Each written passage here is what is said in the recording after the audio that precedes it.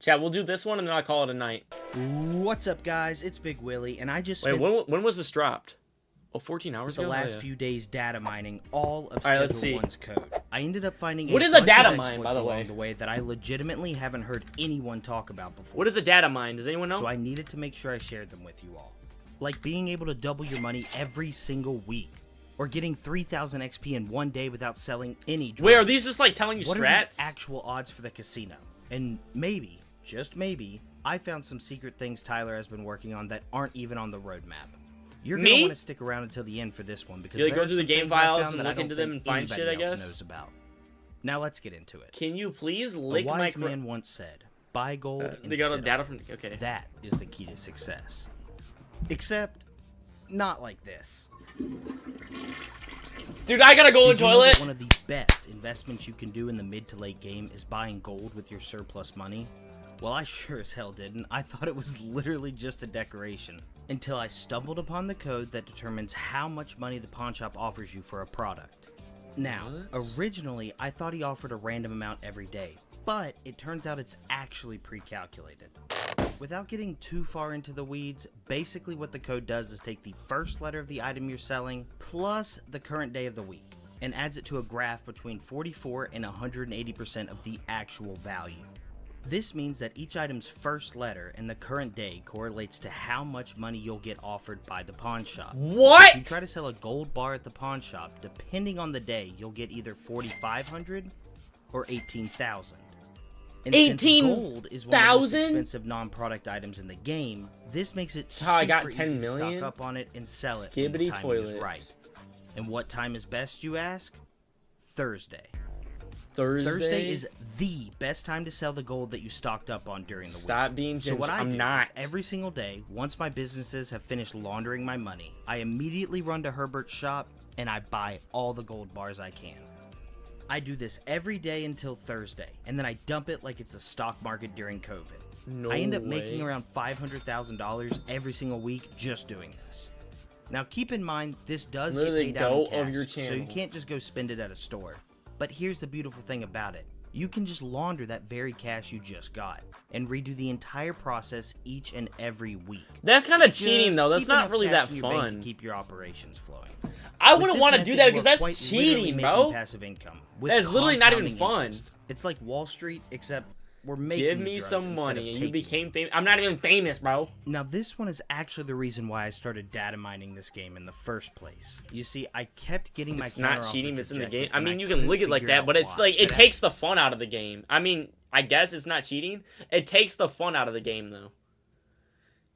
Cause you're not even doing anything. You're literally just basically just After doubling doing your some money digging, I out of finally nowhere. figured out how it actually works. Every customer has a certain enjoyment of different products in the game. For example, Genghis hates ice, but he loves that Colombian snow. And Jesse is a massive tweaker, but isn't a big fan of the ganja. And if a customer really enjoys your product, you What? can offer a ridiculous amount of money, and they're very likely to accept. Tell them to bring me my money. However, if they do not like the product you have Dick for sale, you can cheese? actually counter-offer them a different product that they enjoy What? more in order to still get a lot of money out of them. You can go to the website schedule1wiki.org, and under the Customers tab, you can see every Something like single this, that would be customer's fine, though. preferred product You know, and really their just figuring budget. out what's going It's a on. super useful resource. But also, I that feel like that's use a lot all of the work time, for me. You and know I'll what I'm leave a saying? link to it down in the description below. Schedule 1 is discriminating against certain NPCs. Well, not really, but some NPCs do have a shorter cooldown for when they're able to buy drugs again. Dude, this guy And be it's buying every entirely based second. on their name. Yeah, for some reason the cooldown period is based on their name's first letter, which means that NPCs whose names start with F, P, and Z will have a way shorter period before they can buy again compared to other names. Shout out my boy Peterfile. I swear he is the most consistent customer I got. Now this one is probably Dang. the most useful tip out of all of these. I managed to find a way to get 3,000 XP in a single day. When I was scouring the code, I stumbled upon the add XP function, and so I decided to take a look at what possible sources there are for getting XP. Now, you all probably know that you get 20 XP for each sale you do, and 10 XP if a dealer does it instead. I didn't know that. But did you know that you can get XP from escaping the cops? It turns out that when escaping from the cops while in Wanted, Dead, or Alive, it gives you 60 XP. Now, you shouldn't try this in real life, mad. but I found out that aiming a gun at a police officer will immediately escalate your. Dude, that's why I get mad XP every night, because I'm always getting each caught. time you escape the cops, you'll get 60 XP for it. Which means that if you trap the police officers at the police station with a Viper, run out and wave a gun in their face, and then hide for 30 seconds, you'll get 60 XP. And if you do this for the entire what are y'all day, yapping you end about, up with 3,000 XP, which is literally more experience than you would get selling drugs. This is easily the best way to level up in the mid to late game. And while you wait for the wanted level to clear, maybe you should go hit the casino down the street. It's mainly a single player game. Like, it's not like a FPS type of game. I don't understand why you would go out of your way to grind this. It just genuinely ruins the fun.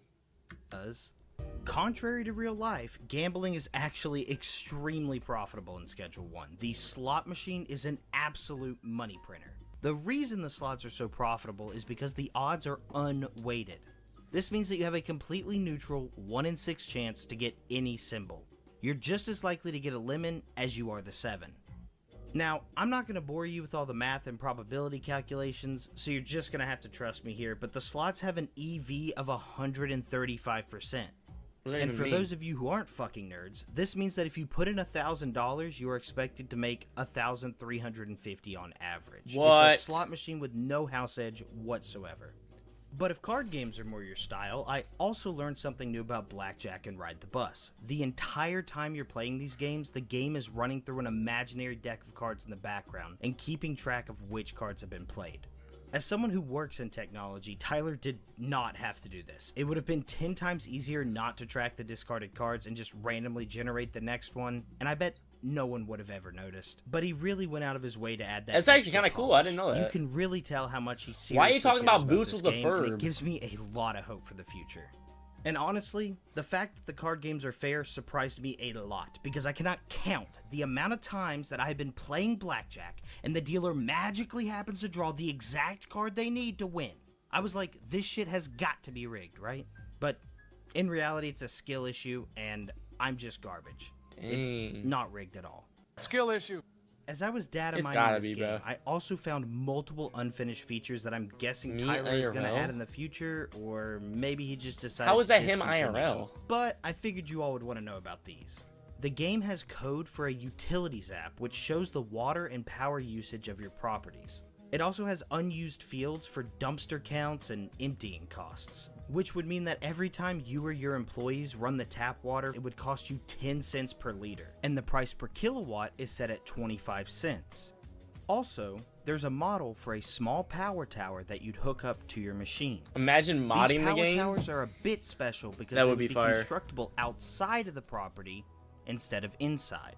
So maybe you were supposed to hook it up to the utility poles first and then to your equipment? I honestly don't know. I haven't seen anybody else even mention this before. I was also able to find an alternative dealer management screen that seemingly has controls for rest, contracts, assigned vehicles, and products. This could have been an old alternative version of what we have now, but all code referencing this menu has been cut, so I think it's just an old version. But yeah, it's still really interesting to see how dealers were supposed to have cars they could sell out of. I'm in my mom's car. That would be sick, though.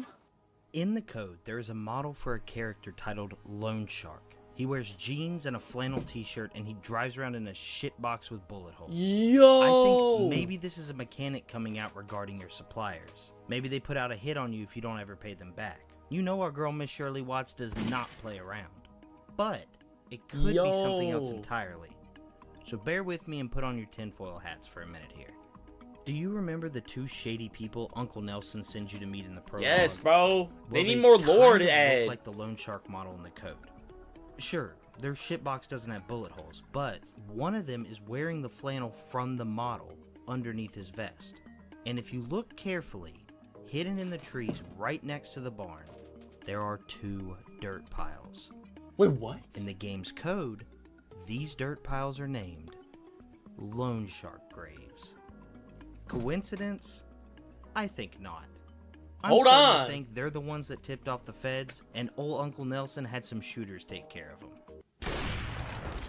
And I figured I would throw in some more random facts I found that weren't really interesting enough to warrant their own section. The slot machine has a check for if the game is running from the Unity editor, which means that if you can somehow trick the game into thinking it's running from inside the editor, you can get jackpots on every single spin. You can actually force all dead drops to go to just one box, since the game rules out dead drop boxes that have any items in them. If you put an item in all of the boxes except for one, they should only go to that last empty box. And the game has a is white function, which checks if the sum of your skin color's RGB is larger than 1.5. And that's all the secret stuff I was able to find, but if y'all are curious about anything else, I know leave a why it comment has down that. below. It has that because there's a mix where you can change the color, like it changes it to the opposite skin color that they have. And I'll do my best to investigate it. It's not This like a video- racial thing. It's just to check the skin color so it can change it to the opposite when they smoke that shit. That's actually kind of cool, though. Alright, I don't know what y'all yapping about.